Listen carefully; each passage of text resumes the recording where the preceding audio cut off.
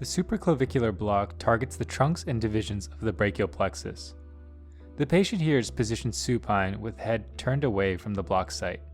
The target anatomy here is to identify the subclavian artery, which appears as an anechoic, pulsating, round structure.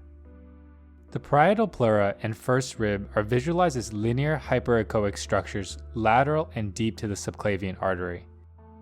The brachial plexus is visualized as a bundle of hypoechoic round structures. To facilitate the block, the transducer is now shifted to bring the subclavian artery to the edge of the ultrasound image.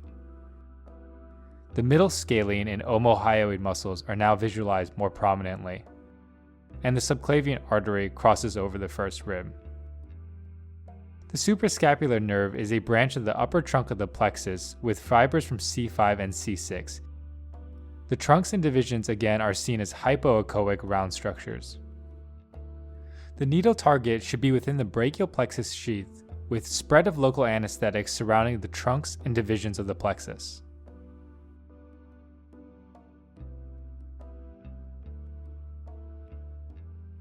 Color Doppler is recommended to identify the subclavian artery and other important vessels often seen at this level.